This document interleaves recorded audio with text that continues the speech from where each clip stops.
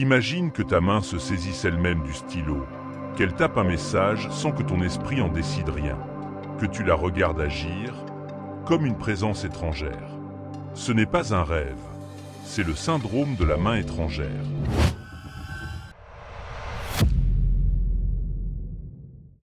Aujourd'hui, Mystère Silencieux explore ce trouble fascinant où le corps défie la conscience. Le syndrome de la main étrangère, AHS, est un trouble neurologique rare où un membre, souvent la main gauche, agit de façon indépendante, sans contrôle volontaire. Il se manifeste comme un enchaînement entre la pensée et l'action, souvent après une lésion cérébrale du corps calleux ou des lobes frontaux. Le syndrome de la main étrangère se manifeste par des mouvements involontaires et souvent opposés à la volonté consciente du patient. Ces gestes résultent d'une rupture dans la communication cérébrale, affectant les circuits qui normalement régulent l'action intentionnelle. Les lésions typiques se situent dans le lobe frontal médian ou le corps calleux, causant un manque de coordination entre les hémisphères. Le cerveau produit des actions ciblées. La main semble agir avec intention, mais sans la conscience du soi.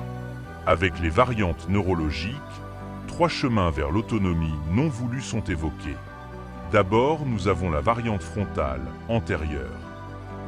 Les zones concernées sont aire motrice supplémentaire, SMA, gyrus singulaire antérieur et cortex préfrontal médian. L'effet principal se traduit par une perte du contrôle inhibiteur. Les mouvements exploratoires, saisir, fouiller, surgissent grâce à une libération de l'inhibition sans que le patient en soit conscient. Ce type provoque des gestes interactifs, devenant opposables à la volonté initiale. Ensuite, nous avons la variante callosale. Les zones impliquées sont corps calleux, qui relie les 2 hémisphères cérébraux. Les conséquences: la main non dominante agit indépendamment, souvent en conflit avec l'autre. Le cerveau ne synchronise plus les intentions entre hémisphères. Résultat, la main rebelle peut saboter volontairement une action de l'autre main. Et enfin, nous avons la variante postérieure. Les régions atteintes sont lobe pariétal postérieur, thalamus, occipital, notamment le cortex pariétal inférieur. Il se manifeste par des mouvements sans but, lévitation, retrait, gestes absurdes et sensation que la main est étrangère, probablement due à une désintégration du schéma corporel, body image. Des patients voient leurs mains agir contre leur volonté, parfois empêcher des comportements intentionnels. Exemple, une main qui tient une cigarette quand l'autre essaie de l'allumer, ou qui déboutonne une chemise que l'autre s'efforce de boutonner. Pour diagnostiquer ce syndrome, il faut faire appel à l'imagerie, IRM, évaluation neurologique ou encore la clinique des mouvements involontaires. Le traitement par rééducation, consigne comportementale, comme tenir un objet pour empêcher la main rebelle de bouger. Le diagnostic du syndrome de la main étrangère repose sur une combinaison d'observations cliniques fines et d'examens ciblés. Critères cliniques essentiels. La présence d'un sentiment d'étrangeté vis-à-vis du membre concerné, le patient ne se sent pas maître de sa main, couplé à des mouvements involontaires complexes et dirigés, comme saisir un objet ou déboutonner des vêtements, sans intention consciente, est déterminante pour diagnostiquer le syndrome, à condition de dissocier d'autres troubles moteurs ou psychiatriques. Approche diagnostique. Observation directe pendant l'examen neurologique afin de repérer les gestes autonomes et le conflit entre les mains. Imagerie cérébrale, IRM, scanner, permettant de localiser des lésions caractéristiques dans le lobe frontal, le corps calleux ou les zones pariétales postérieures, fréquemment impliquées dans le syndrome.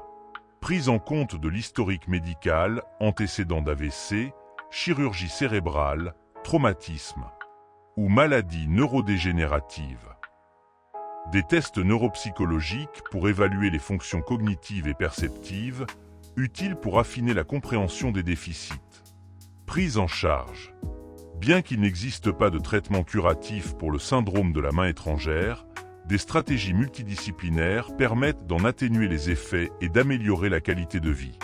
Premièrement, nous avons les stratégies actives pour inciter la main hors de contrôle à tenir un objet, exemple, balle, canne, afin de canaliser les mouvements et de réduire les involontaires.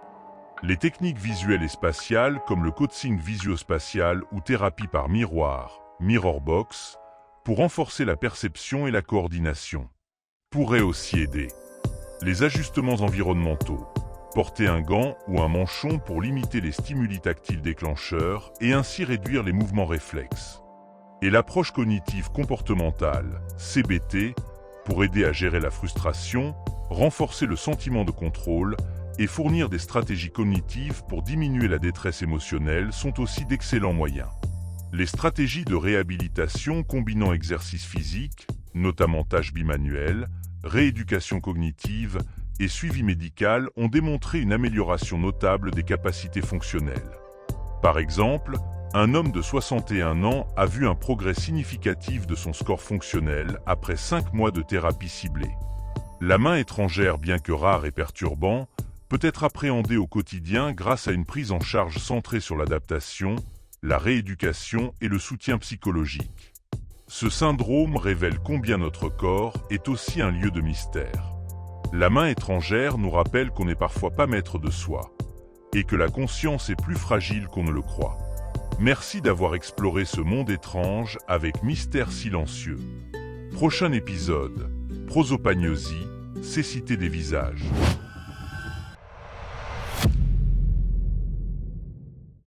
Tu marches dans la rue, tu entends un ami. Appeler ton nom, tu souris, sans savoir qui c'est. Tu n'arrives pas à reconnaître un visage, même celui d'un proche.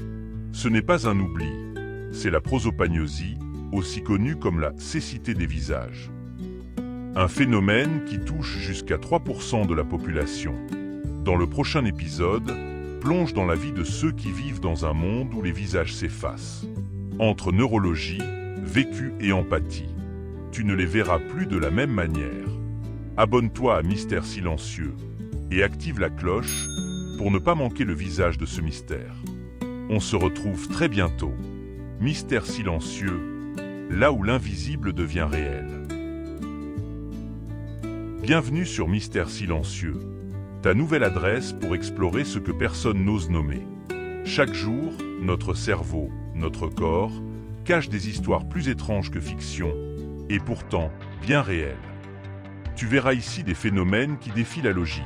Un accent étranger qui s'invite dans une voie du jour au lendemain. Une main qui agit indépendamment du cerveau, des émotions invisibles qui modifient la réalité. Ces mystères silencieux nous placent face à un questionnement profond. Qu'est-ce que l'identité, le contrôle, la conscience? Parce qu'on se parle d'humain à humain. Ce ne sont pas des légendes, mais des vécus. Tu vas entendre des patients, des témoignages, des explications médicales et neuroscientifiques. Le tout servi dans un style immersif, visuel et surtout très humain.